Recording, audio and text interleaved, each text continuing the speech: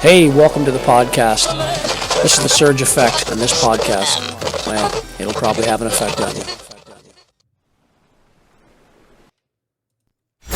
Well, hello, and welcome to another episode of the Surge Effect. Today's episode of the Surge Effect, it's either elbows up or elbows down. You do the math on this one. I'm just going to show you some clips, show you some videos, give you my little bit of commentary and my thoughts on what I believe and what I don't believe. They're just my opinions. You have yours. I have mine. So we are going to start this podcast off with Andrew Scheer. Andrew Scheer is going to be the first one. Let me see here. Here we go. Andrew Scheer is going to start us off.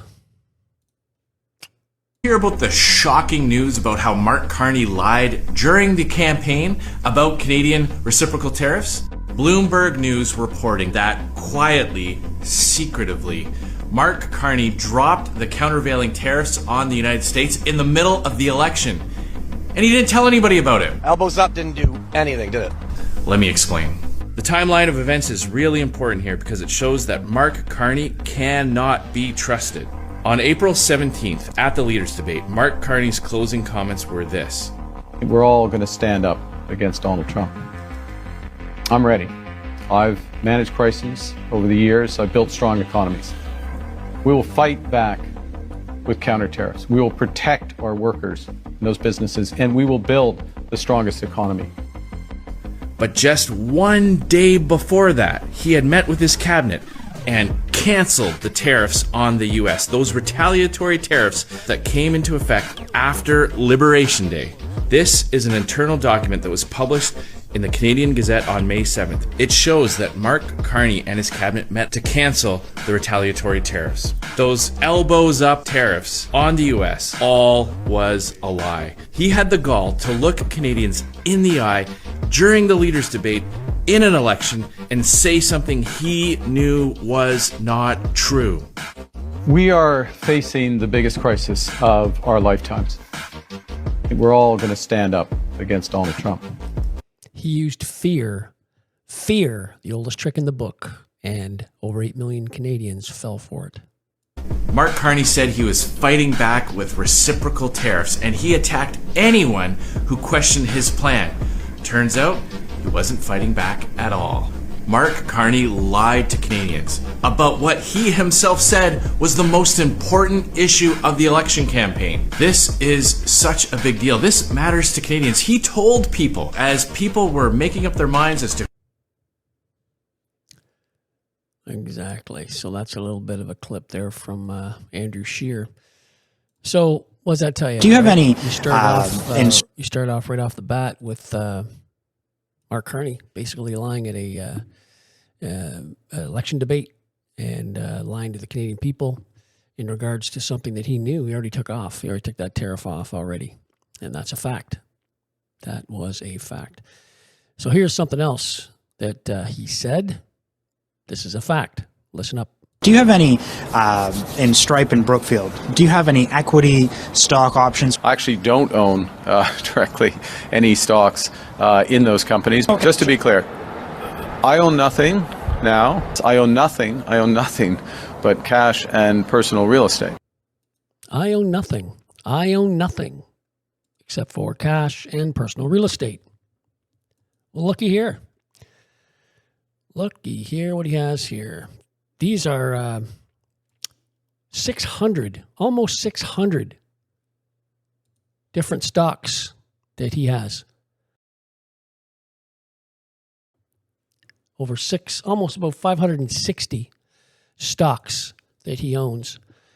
I mentioned this before in another podcast, but it needs to be talked about again. These are companies that he has shares in and is part of. Right at the top, Brookfield Assets, Brookfield Renewable Partner, Brookfield Infrastructure, Brookfield Business, Brookfield Global. Goes on and on and on. That's 32 on that one. And then click over another page. It's 82. Now we're up to 82. Look at the Brookfields at the top. Look at the Brookfields all at the top. See them? Click, click, click. People that are watching it on YouTube, you can see it right there. And then, of course, the third page takes all the way to 103, right at the top again. Brookfield, Brookfield, Brookfield, all the way down. And for him to say... Do you have any, in Stripe and Brookfield, do you have any equity stock options? I actually don't own directly any stocks in those companies. Okay. Just to be clear, I own nothing now. I own nothing but cash and personal real estate. How in the world can this man be trusted? It's unbelievable what's going on here in this country. Unbelievable. Here's a clip that Jasmine Lane put together, of course, right after the election and a little bit and before the election. A bunch of different clips. Great little clip. Shout out to Jasmine. As you know from real estate, there are some places that are never for sale. That's true. We're sitting in one right now. But never say never. Never say never. I don't think we can change Donald Trump. I don't think so. Not at this stage. Get you to lift tariffs on Canada. No. Why not? Just the way it is. And a person who draws his... Are you ever going to lift the tariffs on Canada? Why not? No. He says no. Why not? Just the way it is. Inspiration from President Trump, like Pierre Poilievre, will kneel down before him. You're a transformational president, focus on the economy with a relentless focus on the American worker, securing your borders, ending the scourge of fentanyl and other opioids, and securing the world. Before he stands up to him. I didn't like his predecessor. I didn't like a person that worked for. She was terrible, actually. She was a terrible person. He's talking about Chrystia Freeland. Happens to be, he's the godfather of her children. And she really hurt that deal very badly because she tried to take advantage of the deal and she didn't get away with it. I speak with Mark often. About that? I speak with him often. He's actually my son's godfather. He's in sync with President Trump. I thought you were excellent, and I think we have a lot of things in common. Pierre Poilievre is also choosing to be willfully blind to the many and growing threats that face our country. Fentanyl is an absolute crisis in the United States. It's a challenge here, but it's a crisis there. It's from Canada, and at a certain point, it won't make economic sense for Canada to build those cars. And we don't want steel from Canada because we're making our own steel, and we're having massive steel plants being built right now as we speak. We really don't want Canadian steel, and we don't want Canadian aluminum and various other things. What the big companies are producing, by and large, are not products that we are consuming. There's some element of that, but by and large, you know, a steel company, how much steel are you using these days, Todd? I mean, not as much we used to. So anyway, Trudeau, when I spoke to him, I used to call him Governor Trudeau. I think that probably didn't help his election. But when I spoke to him, I said, so why are we taking your cars? Why are we taking we want to make them ourselves. I mean, I said, and if the price of your cars went up, or if we put a tariff on your cars of 25%, what would that mean to you? He said, that would mean the end of Canada. He actually said that to me. And I said, that's a strange answer, but I understand his answer. But no, I mean, it's hard to justify subsidizing Canada to the tune of maybe $200 billion a year. America wants our land, our resources, our water, our country. Never. More fear. We protect Canada militarily, and we always will. We're going to, that's not a money thing. But we always will. Of course, they always will, and they always have. So that's a good little clip, like I said, put together by Jasmine. Well done. Here's Mark Carney talking about threats and Trump and negotiations. thanks. The negotiations are at a intense phase. It's a complex negotiation. You see with the various trade deals that have been agreed by other jurisdictions, European Union yesterday, Japan before, Indonesia, etc., the United Kingdom, that there are many aspects to these negotiations. We're engaged in them, but the assurance for Canadian business, for Canadians, is we will only sign a deal that's the right deal, that's a good deal for Canada. We're representing Canada. We're standing up for Canada. The United States and Canada can do many good things together. We have done that in the past. We can do more in the future, but on fair terms for our country. I don't think that Trump is too happy with Canada right now. I just don't think he is. I'm going to tell you why in a minute. Trump was asked this question the other day about negotiations, because today's July 31st. Tomorrow is August 1st. That's the deadline Trump has set for tariffs for people who haven't signed a deal.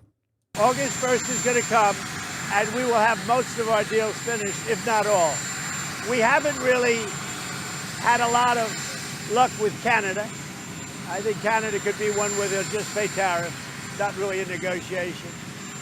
We're working very diligently with Europe, the EU, which covers a lot of territory, a lot of countries, and that's the big one right now. We have the confines of a deal with China. We haven't really. We don't have a deal with Canada. We haven't been focused on it. When those letters go out, they're a page and a half. That means they have a deal. It's done. They pay that tariff, and that is a contract essentially. And they can come into the country. They're going to pay a tariff. I'm going to keep it minimal. I'm going to keep it, I'm not looking to hurt countries. I could do that too, but I'm not looking to do that. But when that letter goes out, that's a deal. So tomorrow is August 1st, like I said, and that's the deadline that Trump has set. Now, Carney, the big deal maker, right? The guy that kept putting all the fear into Canadian folks that voted him into power. He's the big... He was the guy that was going to do everything for Canada, right? You got to ask yourself the questions I've always said in my podcast. Is your life better or worse than it is, say, 10 years ago, 12 years ago, 13 years ago? Better or worse? Better or worse? Those are the things you have to ask yourself. So here is Trump. He is making just all kinds of deals. What's Carney doing for Canada? What's he doing right now? I'll explain that in a minute. Right now, Trump is just crushing it. Crushing it. Trump's secures South Korea trade deal targets India and Brazil with new tariffs. President Trump on Wednesday unveiled a new trade agreement with South Korea, featuring a 15% tariff on Korean imports. While U.S. exports face no reciprocal tariffs, Trump emphasized the deal ensures South Korea will be completely open to trade with the United States, promising greater access for American-made vehicles, agricultural goods, and energy products. The agreement also includes a $350 billion investment commitment from South Korea into the U.S. economy, with large-scale purchases of liquefied natural gas. Liquefied natural gas. Imagine that. Imagine that. We're number 7 in the world. And they won't let us take it out of the ground. Carney won't allow Canadian companies to get oil or our natural gas out of the ground that we can sell to other countries. And I think that's shameful. What do you think? Let me know what you think about it. I think it's disgusting.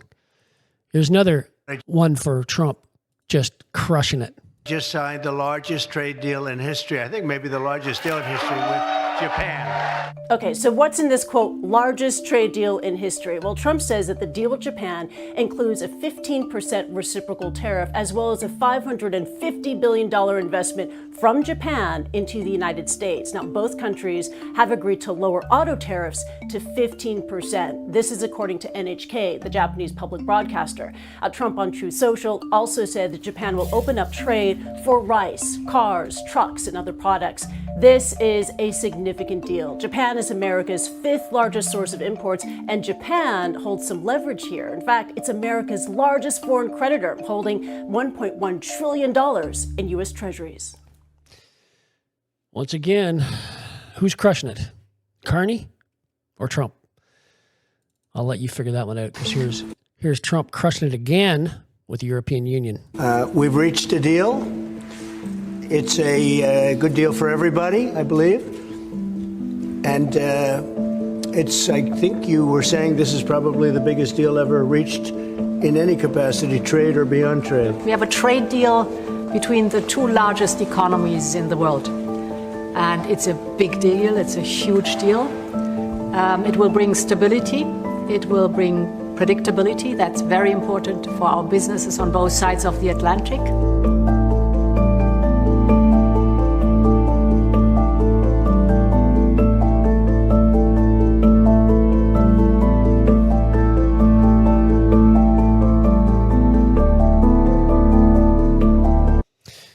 So there you go. So that's European Union. This is what Trump just posted on his Truth Social. He just posted it actually last night or this morning. This is, I'm pleased to announce that the United States of America has agreed to a full and complete deal with the Republic of Korea. The deal is that South Korea will give the United States $350 billion for investment owned and controlled by the United States and selected by myself as president. Additionally, South Korea will purchase $100 billion of liquid natural gas and other energy products. And it goes on and on. You can read for yourself there. I'll leave it up just for a second before I clip it off. So that's what he just posted on his Truth Social if you don't have him already hooked up. U.S. So here's what Carney, instead of making deals, this is what Carney just did just the other day. Have a listen to this. Internationale Zusammenarbeit ist für die Sicherung von dauerhaftem Frieden und Stabilität im Nahen Osten von entscheidender Bedeutung. Und Kanada. You don't want to listen to that. That sounds kind of weird. Different language. Anyway, Mark Carney basically just released that he is recognized in Palestine as a state, Palestinian state. So right there is the statement that he just dropped the other day right there. Statement of Prime Minister Mark Carney and Canada's recognition of a Palestinian state. Canada has long been committed to a two-state solution, an independent, viable, and sovereign Palestine state living side by side with the state of Israel in peace and security. For decades, it has been hoped that the outcome would be achieved as part of that natural peace process built around a negotiated settlement between the Israeli government and the Palestinian Authority. So there you go. I was trying to play the actual clip of Carney talking about it, but I just read basically what he just dropped yesterday. So what does Trump have to say in regards to that? President Donald Trump is now warning Canada that its intention to recognize Palestinian statehood will make it very hard to negotiate a trade deal. Trump taking to his social media site overnight, saying that Canada just announced it's backing statehood for Palestine, warning that will make it hard to make a trade deal with the U.S. The post came shortly after Prime Minister Mark Carney announced that Canada intends to recognize the state of Palestine at the upcoming United Nations General Assembly in September. The Prime Minister was asked if he consulted the U.S. president before arriving at that decision. Carney admitting the United States does play a critical role in any discussion of resolving conflicts. Others have responsibilities, Canada included, responsibilities on the humanitarian side, responsibilities with governance and other aspects that we're supporting, and we make our own independent foreign policy positions. Carney says the intention to recognize Palestinian statehood is based on the Palestinian Authority's commitment to reforms, including holding general elections in 2026. They already held a general election in 2006, in case anyone even knows or even cares. But in 2006, they held an election and they voted in Hamas, a terrorist organization. That's who they voted in. So do you think that Carney is doing a good job or do you think he's doing a bad job? Not sure.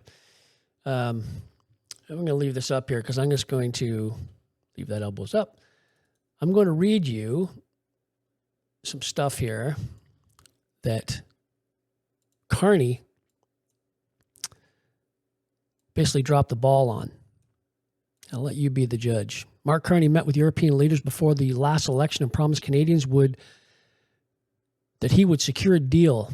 He did not. Instead, the United States got the jobs, the revenue, and the influence that should have been Canadians. What did we expect? This is the same guy who wrote the book on green transition, a plan Europe itself has now sidelined in favor of energy security. While Carney talks transition, the rest of the world is doing deals. Canceled and suspended energy projects. Economical impact of this. Trudeau and Carney energy policies have not just missed opportunities, they have destroyed them. Over the past decade, Canada has lost over $660 billion in energy investment, more than 200,000 jobs, and over $50 billion per year in government revenue because of canceled and suspended projects. The Energy East Pipeline, 2017, $55 billion lost in investment, 33,000 jobs gone, $5.5 billion per year in lost revenue. The next is Northern Gateway, 2016, $300 billion lost in investment, 10,000 jobs gone, $30 billion per year in lost revenue. Keystone Pipeline, 2021, $3.4 billion lost investment, 3,000 jobs gone, $340 million per year in lost revenue. Pacific LNG, 2017, $3 billion gone, 15,000 jobs gone, $300 million per year in revenue gone. The Tech Frontier in 2020, $12 billion lost revenue, 28,000 jobs gone, $1.2 billion per year in revenue gone. Mackenzie Valley, 2017, $86 billion lost, 17,000 jobs gone, $18 billion per year in lost revenue gone. LNG suspended 2022, $100 billion lost. This goes on and on and on. They blocked the LNG for exports in Asia. They also ignored the opportunity to replace Russian energy in Europe. They've celebrated symbolic wins while losing the real game. The cost, at least $100 billion in lost opportunities every year for the past decade. Money we could have used to lower our debt here in Canada, build an infrastructure, and grow wages. Instead, we are left with one terminal and a shrinking share of global energy trade. Where does Canada go from here? While the United States feeds Europe and grows stronger, Canada is left clapping from the sidelines. Our allies are not waiting for us. The question now is, how much longer are we willing to pay the price for these failures?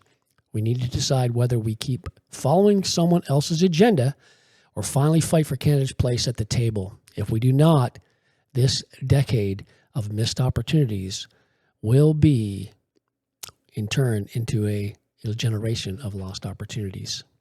It's sickening, isn't it? Absolutely sickening. Give you an idea about LNG, about liquid natural gas. There's 7 of them in North America. Where do you think they are? That's right. Not one is in Canada. Not one. We're the seventh largest natural gas in the world, and we don't have one terminal in Canada.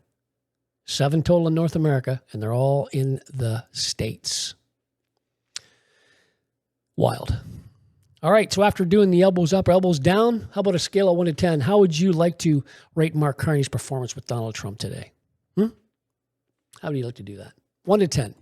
Leave it in the comments. Let me know what you think.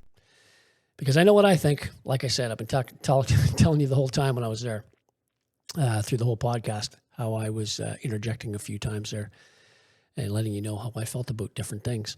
So Carney was fearful, put fear in Canadians to get over 8 million people to vote for him. And now he's euchred because Trump has taken all his lunch. He's eating his lunch. And Carney got nothing to show for it, except for word salad. If you ever listen to him answer questions, some interviewers ask him questions, it's just a big word salad for him. I don't even know what the hell he's talking about half the time when he's trying to give an answer. He says, so many times. I have no idea. Anyway, scale of 1 to 10. Who's winning, Trump or Carney? With that being said, thank you very much for subscribing to today's podcast. Much appreciated. Also like to give a big shout out to the people in Dunnville. Those Dunnville people that have subscribed, well done. Spread the videos around and share and like. Helps with the algorithm in YouTube. I also like to finish my podcast by saying life is tough and everyone is going through something in their life. Everyone. And what you got to do is keep moving forward. You got to keep moving forward. Nothing waiting for you back there, all right? Keep moving forward. You will be better for it, and you'll figure it out, and you'll move on to your next task of the day. All right? Until next time, everyone, thanks for listening. Thanks for paying attention. Spread the word. Cheers.